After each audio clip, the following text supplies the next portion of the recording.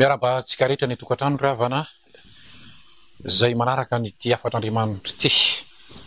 Ity afatr'Andriamanitra androany ity izay ho zaraiko aminao eto dia fanomanana ny fiheven'i Jesosy eny amin'ny rahony lanitra mba tiako ianao tena anana an'izay hoe fiomanam-panahy izay. Tsarovy ry havana ny tenin'ny tompo izay manao hoe ho avy tahaka ny mpangalatra, ho avy izy. Roa arivo taona lasa izy nefa niteny an'izay ary amin'izao vaninandro iainantsika izao efa azo lazaina fa segondra farany eo amin'ny famantaranandro'Andriamanitra izao aka ny mpino zanany, aka ny fiangonana, aka ny olona nateraka indray ny tompo. Dia alefa nitak'izao ny teny mba hananantsika fanomanam-pana tsara. Eto mahatsiaro ny tenin'Andriamanitra any amin'ny Hebreo toko fahaefatra any andininy faharoa ambin'ny folo sy ny fahatelo ambin'ny folo hoe ny tenin'Andriamanitra tahak'izao nge ozy velona ary mahery, manana tanjaka, maranitra ozy noho ny sabatra roa lela, izay ny fanambarany azy, ary manindrona ozy hatrany amin'ny fampisarahany aina sy ny fanary ny tonona sy ny tsoka. Isaky ny mare tenin'Andriamanitra tahak'izao ianao, tsarovy tsara fa izany tenin'Andriamanitra izany amin'ny Mandriamanitra azy dia manana hery tsy takatry ny saina ary tsy tapesipesenina. Ndresako aminao izay teny izay mba hilolalana n'ity teny fikasana lehibe, iresaka teny fikasana lehibe anankiray aminao androany. Mety efa hitanao ihany izy ity fa tiako mba ho zaraina aminao androany mba andraisanao izay fanomanam-panahy izay. Ao amin'ny Salamo fahatelo amby zato raha manana baiboly ianao ny andininy fahatelo, ny andininy faharoa azafady no ahitanao an'ity teny ity hoe izay mamela ny eloko rehetra ary manasitrana ny aretinao rehetra. Andriamanitra no miteny izany ry havana. Ity eloka ity no voalaza ny tenin'Andriamanitra fa natonga ny fahafatesana. Hoy ny soratra masina hoe fahafatesana ny tambony ota. Avoiza ny poirany? Gatakanao vaky io tsara nge ny Genesis toko fahatelo fa rehefa nandika ny tenin'Andriamanitra ny zanak'olombelona, nisy teny mazava tsara mihitsy nametran'Andriamanitra an'ilay teny hoe amin'ny fotoana izay nananao ity azo fahalalana ny tsara sy ny rasy te dia ho faty tokoa ianao fa tsy ho velona. Dia areo tsara nge ny tantara ry havana nanomboka teo dia tanteraka tamin'ny zanak'olombelona izany atao hoe fahafatesana. Ary tsy fantatra raha mba fantatra eo ny tantara hoe na dia ataoko hoe niaina ela indrindra teto ambonin'ny tany azy 720 sy 700 taona Metusela dia tsy maintsy maty ihany izy. Ianao izay manaraka ny afatr'Andriamanitra ity ho iady teo hoe tamin'ny voalohany fiomanana eo amin'Andriamanitra ny andrenesanao tenin'Andriamanitra tahak'izao. Ka ny fiomanana tsara indrindra dia averiko aminao, tian'Andriamanitra ianao tena hiaiky ny eloka sy ny fahotanao. Tsisy olona afaka iaona amin'Andriamanitra izany ry havana raha tsy voavela ny elony. Tsisy fomba koa na zavatra foroniny maha-olombelona ity ambonin'ny tany anisorana n'izany atao hoe eloka sy ny fahotana izany, fa tsy maintsy vahaolana avy amin'Andriamanitra tokana ihany. Vahaolana avy amin'Andriamanitra tokana. Tiako tsindrina aminao zay. Ny olona nge tsy mino an'ity tenin'Andriamanitra ity manko ary izany mahatonga ny zanak'olombelona mbola mikaroka foana hatramintsika amin'ny resaka izao. Ny vahaolana hoe ahoana ny atonga ny olona tsy ho faty, mbola mitady ihany ny zanak'olombelona.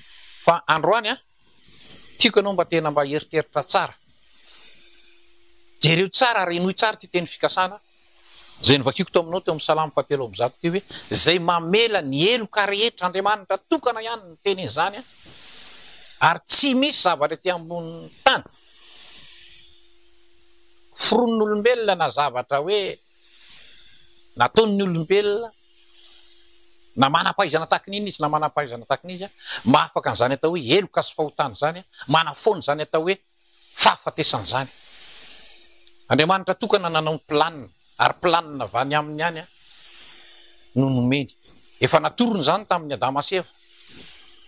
Adamaseva nge namorona akanjo manokana ho azy midikan'iny nge de zao araky ny sainy araky ny fiheverany fa ny zavatra ny foronony no entina manakona zany atao enatra eo anatin'Andriamanitra fa tsy matakona an'io ianao. Ary mamaky tsara iny tantara iny ianao ny planin'Andriamanitra de zao namono biby Andriamanitra nomeny hoditra hody biby nasen'ny akanjo nanaovany Adamaseva zay tandindon'ilay rahalatsaka. Izy tenin'Andriamanitra zany amin'ny Hebreo 7 any andininy 7 manao hoe raha tsy misy rahalatsaka tsy misy famelan-keloka. Asa ianao ry havana raha mba manaraka tsara ny ireo toromarika nataon'Andriamanitra nomen'Andriamanitra ny Mosesy nampianarina ny zanak'Israely bakeo nge any amin'ny Levitikosy sy ny Nomeri any fa biby maro be mihitsy no faty manatona ny ry Arona mba ohatrina hoe entina ho famelan-keloka ho fanadiovana ny fahotana be dehibe tamin'izany fotoana zany ny biby tsy manatsiny voalazan'ny tenin'Andriamanitra hoe alaina ny rano de afafy amin'ny olona mba handraisan'ny olona hoe famelan-keloka. Fa izao no hitanao ry havana tandindona ihany reny hitanao any amin'ny Levitikosy reny ny amin'le fehevian'Andriamanitra le vaolana omen'Andriamanitra faratapony ho an'ny zanak'olombelona ialana amin'izany atao hoe eloka sy fahotana. Ary de hitanao tsara ry havana fa 2 taona lasa zay tonga tetỳ ambonin'ny tany le vaolana nomen'Andriamanitra. Mila zavatra tsy manatsiny Andriamanitra amin'ny olombelona mitovy aminy zany na tonga n'Andriamanitra tonga tetỳ ambonin'ny tany izy nitafinofo tonga tao anaty kibony mary de reo tsara fa tsy takatry ny sainao zany vaolana nomen'Andriamanitra zany ary tonga olombelona le Andriamanitra tsy nonony akamaroan'ny olona nge zany ry havana hoe le Andriamanitra namorona an'izao tontolo zao tonga nofo mino fa ny zanaky Marisy Josefa zay ivelan'i Jesosy Kristy tao anatin'ny 3 taona nahatsapa tsara raha niara-ny aina atao atokantranony ity Jesosy ty fa tsy nahita mihitsy izy fadisonana eloka tamin'ity atao hoe Jesosy Kristy ity io le tsy misy kilema tonga tetỳ ambonin'ny tany le Andriamanitra mba hisolo vaika any zanak'olombelona. Rehefa mandinika an'izany ary havana mandinika an'izany atao hoe planin'Andriamanitra zany fitiavan'Andriamanitra ny zanak'olombelona eritreretiko hoe ry havana zany hoe tonga tetỳ ambonin'ny tany mihitsy le namorona anao nandrolotra ny ainy nandrotsaka ny rano mba ho famelan-keloka ho atsika rehetra. Androany mba tianoro kely ianao somary miverina kely le hoe zay mamela ny eloka rehetra io eloka sy fahotana io ry havana tiako anao mba mamaky ny Isaia 1 fa ny zanak'Israely nge ry havana raha nisy ny hoe firenena na nihorin'Andriamanitra ny teniny be dehibe de ny zanak'Israely firenena ny fidiny io zanak'Israely io fa zao nefa raha manaraka ny Isaia 1 io de matsiravina zany atao hoe eloka sy fahotana hitan'Andriamanitra tao anatin'ny zanak'Israely zany natonga azy tapa-kevitra anome any zanak'olombelona mihitsy ny tena vaolana anisorona zany hoe eloka sy fahotana zany ary dia tonga tetỳ ambonin'ny tany izy niditra tao anaty kibony mary izy tonga olombelona izy 3 taona tetỳ ambonin'ny tany izy ary novonona teo ambony hazo fijaliana inoko maromarina fa arako tsara zany tantara zany nilanjany zany hoe ahoana ny fomba anesorona zany hoe eloka sy fahotana ao anatin'ny fon'ny olona ny rahan Jesosy Kristy ryavana. Anoro-kely ianao le taridalana omen'Andriamanitra mba ho marina ao anatin'ny fiainanao ity ambaran'ny tenin'Andriamanitra amin'ny Salamo 7:1 ty hoe mamela ny eloka rehetra. Ao amin'ny epistiliny Jaona voalohany toko voalohany 7 hitanao an'ity tenin'Andriamanitra ty hoe raha miaiky ny eloka sy ny fahotana ny olona dia matoky sy marin'Andriamanitra ka mamela ny fahadosoana ny fahotana rehetra ary ny rahan Jesosy zanany no manadio izy ho afaka amin'ny tsy fahamariana rehetra. Ary ho tsara ngery aviny zany tenin'Andriamanitra zany. Iresaka aminao kely tena ambaran'ny soratra masina amin'io teny io hoe mikasika an'izany atao hoe tena fibebahana marina.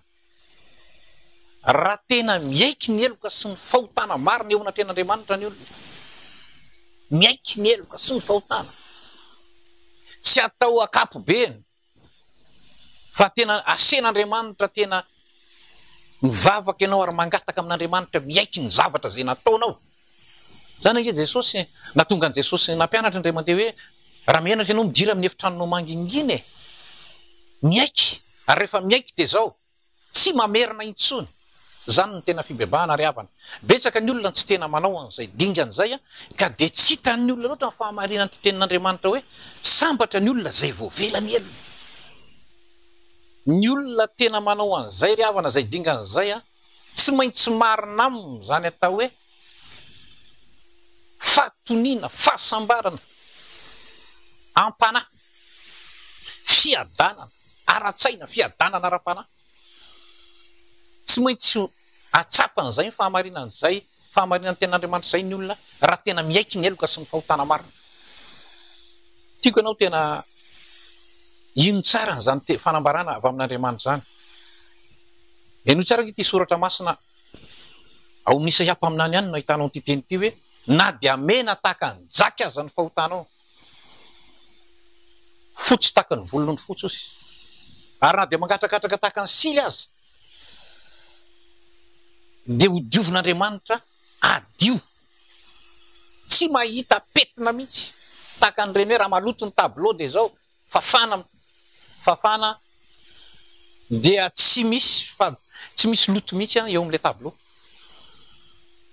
Ny tantaram-piainanao rehetra zay ny dikany hoe raha miaiky ny eloka sy ny fahotana ny olona, ny rahan Jesosy zanany manadio izy hatrany ny fieritreretana lalina. Zay ny fanambarana any amin'ny Hebreo 7:7 sy ny 7 nahitanao an'izany.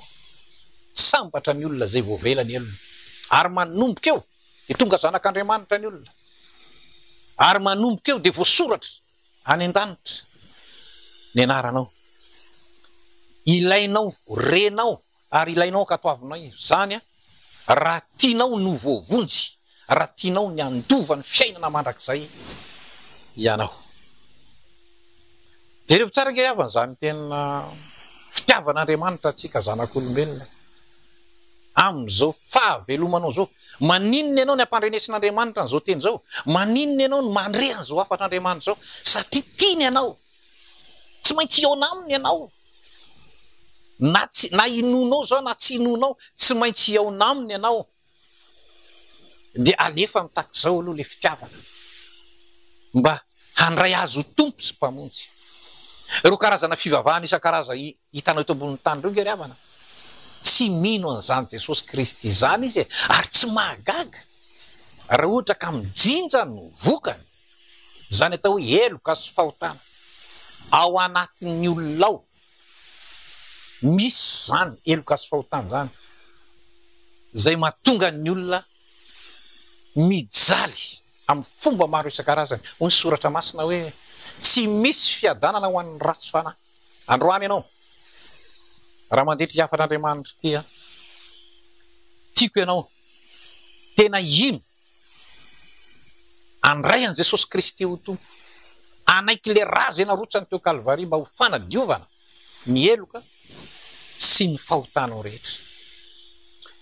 Ny tapany faharoa eo amin'ny teny fikasana io eo amin'ny Salamo 7:1 dia jerevinao tsara nge rehefa tsapany olona zany herin'ny famelan-keloko zany de ozy ny tenin'Andriamanitra eto manasitrana ny aretina rehetra. Raha manaraka tsara ianao aro tsara ange vakio tsara ny tantara ao filazany tsara efatra fa ny fotoana tena azo lazaina hoe ny 5:9 isan-jato ny fotoana ny asa nataon'i Jesosy teto ambonin'ny tany de nanasitrana ny aretina rehetra izy. Andriamanitra ry havana ny teny an'izany. In'Andriamanitra alohan'ny anaovany an'izany fanasitranany zany dia tian'ny olona aloha atsapany famelan-keloko. Ianao koa raha manaraka ny tiavatr'Andriamanitra ty androany. Fantatr'Andriamanitra ke ianao ry havana fa tena mijaly ao anatin'io aretiny io.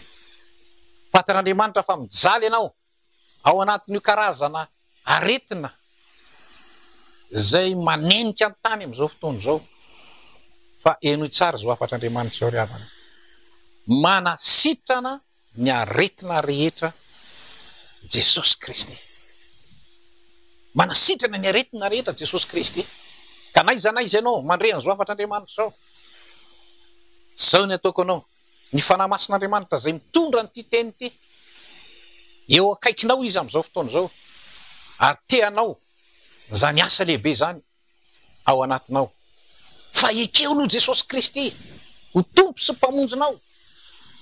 Ekeo izy amin'ny fiainanao. Ekeo ny heloka sy ny fahotanao rehetra. Rehefa vitanao zay. Zao ny ambaran'ny tenin'Andriamanitra aminao.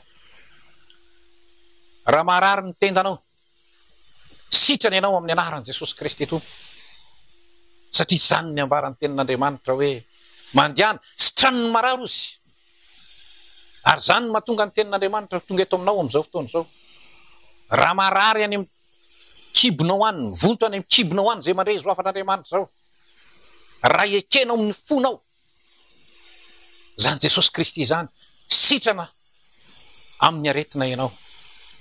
Androany raha mandre ny zo afatr'Andriamanitra zao ianao. Enoy tsara zao teny fikasana goavana. Nomen'Andriamanitra ho antsika zanak'olombelona ry havana. Ary am'izao fahavelomanao zao ihany. Veriko tsara am'izao fahavelomanao zao. Tena tian'Andriamanitra mba tena ho tsapanao ny fahamarinana ilay teny manao hoe tonga mba hanananareo fiainana. Sady hanananareo be dia be. Any fiainana mandrakizay any ry havana tsy misy aretina intsony. Fifaliana mandrakizay ny any. Fahasalamana mandrakizay ny any. Fa am'izao fahavelomanao zao tian'Andriamanitra ianao. Mba tena hiaona, mba tena hiaina. Am'izany atao hoe tena fahasalamana. Zay ry havana nafaty Jesosy. Teny ambony hazo fijaliana. Maty noho ny heloka sy ny fahotanao izy sy ny vokatry ny fahotana. Ary tiany ianao mba tena hiaina. Tiany ianao mba tena hifaly.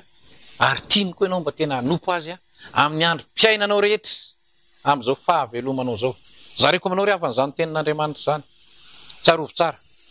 Zareko anao zany satria tiako ianao mba tena hiaraka hitsenan'ny tompo eny amin'irao ny lanitra isika. Ho ny soratra masina hoe miomany ianao eo amin'ny Jehovah Andriamanitra ao. Atao azo antoka aminao ny famelan-keloko.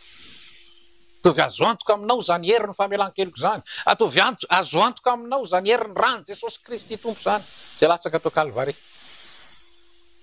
Mba ho tonga zanak'Andriamanitra ianao ary mba ho tonga voavonjy araky ny tenin'Andriamanitra hoe niany ny antony atongavako izy dia zao hitady sy hamonjy ny very. Zay ny afatr'Andriamanitra raha lasa nabavy ny tompony hiasa mahery ao anatinao amin'ny alalan'izany afatr'Andriamanitra zany hivavaka ho anao manokanao amaranako nyty tenin'Andriamanitra ity. Raha io misotranao lehibe aho amin'ny anaran'i Jesosy Kristy tompo. Ny amin'ny teninao zay nizaraina teto androany.